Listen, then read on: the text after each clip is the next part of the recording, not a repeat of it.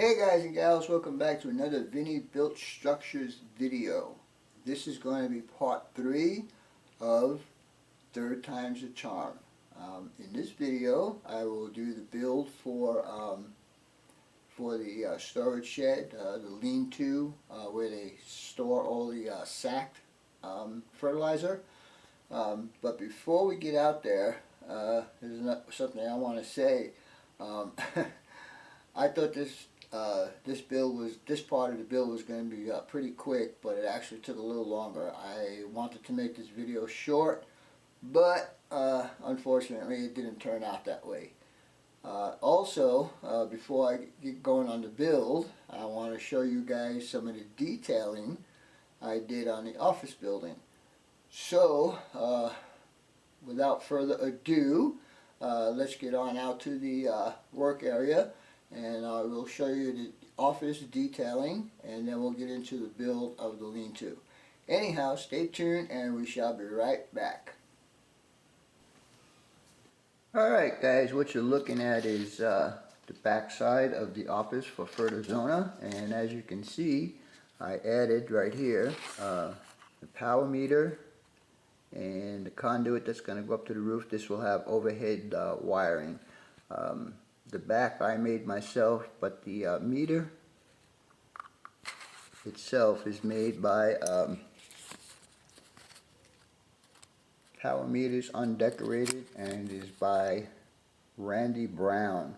I looked on eBay to find this guy again to see if he had any other details, and I could not find any. Anyhow, that's for that. So now we'll move on to the roof. On the roof, as you can see, I put my air conditioners. I changed this one out. I put a smaller one in here, and then of course the evaporative cooler right here. And then what I did was, this would be the main electrical cable that comes up from the building, and then it goes into this junction box, and it will go over to feed the electricity for the air conditioner, and also feed the electricity for the swamp cooler, or evaporative cooler as they call it. I also added the water supply line for the evaporative cooler, and I added 2 roof vents. All the details up on the top of the roof are by Make It Easy N Scale. So now we'll go ahead and flip this around to the front, and we'll see what I've done on the front of the building. Alright, as you can see on here, I added a couple of peepholes, and back here I added a couple of trash cans, one's for recycling and one's for normal garbage. I also added some AZ vegetation here, and then also I added the fire standpipe, which will feed the sprinkler system inside the building. Anyhow, I just thought I'd give you a little update on the detailing I've done to this building. It should look good on the layout, and then of course once it's on the layout there'll be more vegetation that goes around the building and so on and so forth. Anyhow, let's get on with the build for part 3, the storage shed. So stay tuned and we will be right back. Alright guys, here we are back out at the work table, and this is going to be part 3 of the Fertizona build, and this is going to be the storage shed. But before we get started, I want to mention one thing. This tool is probably one of the best tools I've ever purchased. It makes short work of cutting pieces that have to be the same exact size. So if you guys don't have one, it's definitely worth the $30 investment. Anyhow, let's move this out of the way, and we will go on to the next part. I intend to do siding on this building, both the roof and the side walls, inside and out. A while ago I bought these very very flimsy metal siding, and it's so thin you can actually see through it. But anyhow, I have enough to do inside, outside, and the roof for this. Next thing is the glue I'm going to use to fasten that to the plastic will be this Loctite spray adhesive, number 200. It should work pretty good. I've used it before and I was very well satisfied with it. Number 4, materials I'm going to be using for the steel structure, I'm going to be using number 274 I-beam, and we'll make a steel frame for this to sit on. Alrighty then. The size of this lean-to is going to be 60 feet long by 15 feet deep. And of course you see here it has roof cut to fit. Okay, and then the back wall will be the same, except it'll only be 10 feet tall, and then we have the 2 side walls, 12 feet in the front, 10 feet in the back. Then for details, I have pretty much a bag full of sacked whatever. Could be potatoes, it could be whatever, corn, whatever. I don't know if you put corn in sacks, but anyhow, these are going to be my details that I put inside the shed, and they will all get different colors to represent different chemicals. Anyhow, stay tuned and we'll start doing this build, and we'll be right back. Alright guys, as you know, this is actually a build that's going to be on a very, very strict budget. Again, I'm just using material that I have laying around. This happens to be a bit thicker. This is like 40 thousandths thick, but for me, for right now, it'll work. So the first order of business will be to cut out all my parts. So stay tuned and we'll get going on that. Be right back.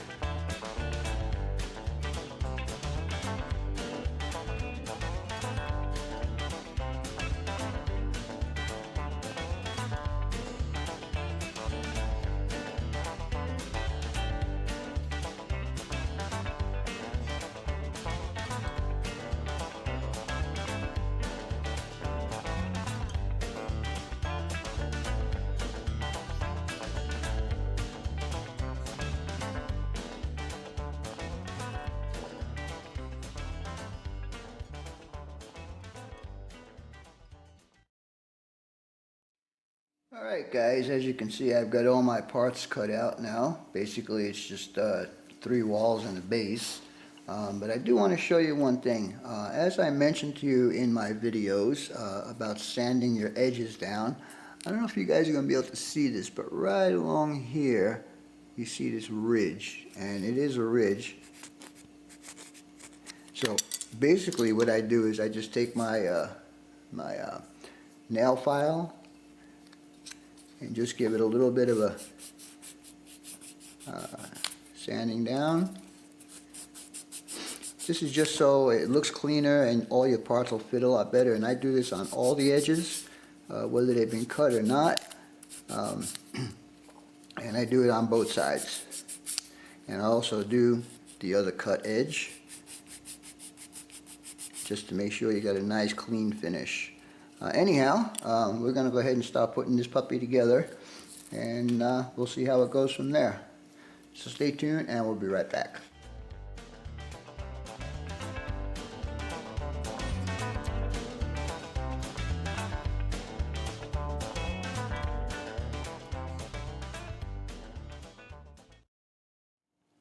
Alright guys, this is the stuff I told you I was going to be using. I like it because what I'm going to be able to do is I actually cut the shape out of the profile, and what I'm going to be able to do is to take this guy and put him up against here and then wrap him around this side here.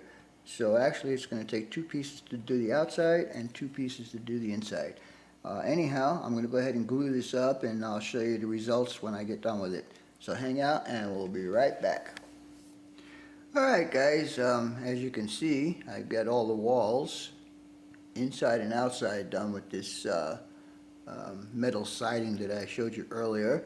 What I like about it is that I just cut one piece continuous all the way around, and it's easy to bend, and it will kind of hold stuff in place.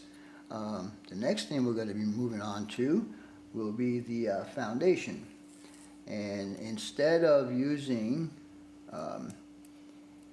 the I-beams like I showed you guys I was going to use earlier, I decided to use this 1/16 rod. The I-beams looked way out of scale, and so I decided to use the rod instead, which is prototypical for tubing. Also, I have drilled holes in the base, which will give me a solid front piece, along with when I actually put this guy in place and attach him to the ground. Anyhow, we'll go ahead and continue on. Now, I am going to use an I-beam to go across the top here, and those are being painted right now with the oxide red. These guys will get painted yellow, and the floor I'm going to keep up the same routine as I did with the other two floors and use black, flat black paint. Anyhow, let's continue on with this and we'll see how it turns out. So stay tuned and we'll be back shortly. Alright guys, here's the painted walls. As you can see, I did it in, I think it's called Winter's Gray. It's glossy, so I'm going to have to be doing a dull coat on that also. The next thing, like I told you in the previous part of this video, is that I was going to paint these guys yellow. But I came to a conclusion that I might be able to kill two birds with one stone. Now normally, along the edge here, I would do a yellow stripe with the pinstriping. But I decided that if I mask all of it off, I can actually kill two birds with one stone. Spray these and along with that there. So now when I'm ready, I will take all of these out and I will cover the yellow and paint the rest of it black. Anyhow, I'm actually waiting for paint to dry right now, so we'll continue this in a little while. I'll be back soon. Alright guys, we're back now. The paint is dry. I did go ahead and dull coat all the walls inside and out, and I also added my my cross beam along the rear side of it, and also I have tick marks of where my supports have got to go. There'll be one in each corner and then 3 in the center. Okay, the next thing is this worked out pretty well for me. Like I told you I was going to do, is I masked off the yellow and painted the black. The only holes will be in the front, which will give me support in the front. The rear will be actually secured to the foundation itself. And then these little guys right here are the supports that will go in the rear. So let's go ahead and start assembling this puppy and let's see how it's going to look. So we'll be back shortly.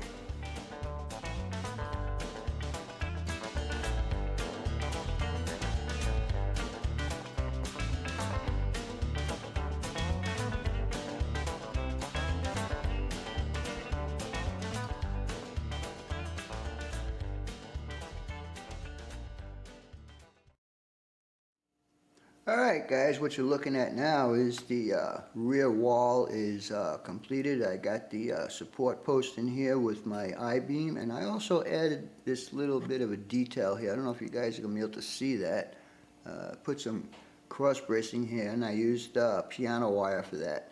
I don't know if you're actually going to see it, but it's there. If you get down and look at it, it should stand out pretty good.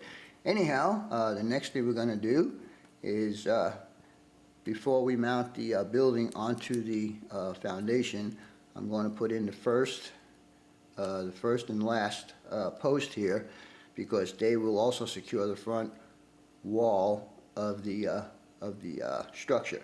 So anyhow, I'm going to go ahead and do that, and then we'll mount this, and then we'll put the other post in, and then I have one more beam that'll go across the top. So hang out, and we'll be right back. Alright guys, we're going to go ahead and start mounting the front post on this here, and we're going to start with the 2 end ones first. I'm dipping it in some some CA cement, and we'll go ahead and stick it in here and make sure it's all the way down, which it is. And now we'll just square it up, make sure it's nice and straight, because this will be one of the supports for the sidewall, so it needs to be straight. And this guy is not too straight right here.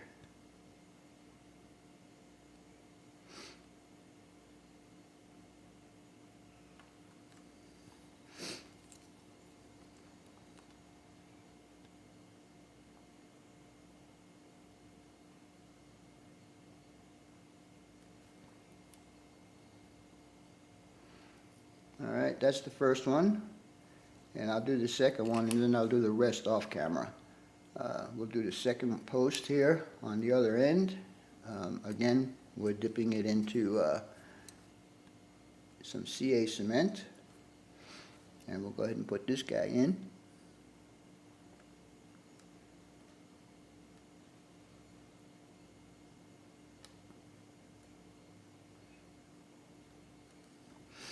And we'll make sure he's square.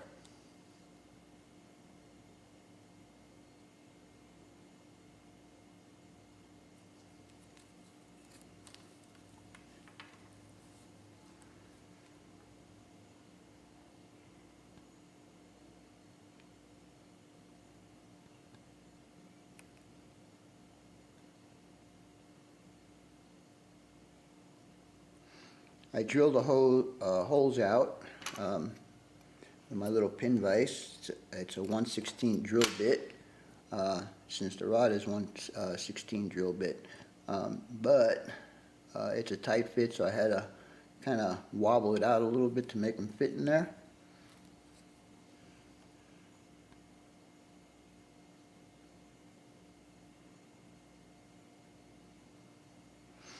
Alright, so now that the first two posts are in there, we'll go ahead and do the other three, and the procedure will be the same. I'll dip it in the CA cement and mount it in there. Then I will mount the building on there, and the final thing will be the roof. So hang on, and we'll be back shortly. Alright guys, this is what you're looking at now, is the walls are all mounted up. I got all my posts put in there. Like I showed you earlier, I got those cross bracing. I even put it on the side. I don't know if you guys are going to see that. And I know it might not be able to be seen with your naked eye unless you get down and look at it. But for me, it's just an extra little detail that I wanted to put in there. Anyhow, what I have left is put my cross beam here, and then a couple of cross beams here, and I'll put the roof on, and we'll take it out to the layout, and I'll load it up with some detail stuff, and we'll see how it looks on the layout. So stay tuned, and we'll be back shortly. Alright guys, you're looking at the completed storage shed. As you can see, I've got all the supports in there, all my posts are in there, my I-beam is there, and so this is ready to go on the layout. I also got the roof finished, and as you can see, what I did here is I wrapped the siding stuff around here to give the impression that it actually goes underneath. I'm not going to do the bottom because you're not going to see it. Anyhow, let's put that on there like that. And this is how it's going to look when it's on the layout. I'm not going to attach the roof permanently because I'm going to put details inside there, and I do want them to be seen. So some of the details I'm going to do, these pallets. Now believe it or not, these pallets are made by Microengineering. And also, again, here's all my sacked chemicals or whatever they are. These are by Make It Easy and Scale details. So anyhow, let me put this together, and we'll go out to the layout, and we'll do one final view, an overall look of the entire complex, and that'll be it until I get some track. So stay tuned, and we'll be back shortly. Alright guys, this is going to be the final overview of the Fertizona scene. So let me back off the camera a little bit here. I'm still missing the elevator, but that'll be coming soon. I staged up a few cars there. As you can see, we'll get at least 2 hoppers and 2 tankers in the facility. As far as details go, back there, I added a couple of regular dumpsters and a roll-off dumpster for all the major trash that they may have. And then we'll come around to this side here. And as you can see, there is my shed. And as you can see, I've got it loaded up with bagged chemicals. And then the final thing would be Fertizona's tank. Now, when I was doing my tour at this place, they told me that that particular tank holds 1 million gallons of chemical. Yeah, 1 million. That's what I said. Anyhow, I hope you guys enjoyed this 3-part series of my Fertizona build. As always, your questions, comments, input, and subs are always welcome. For now, that's all, folks. BNSF 6951 out.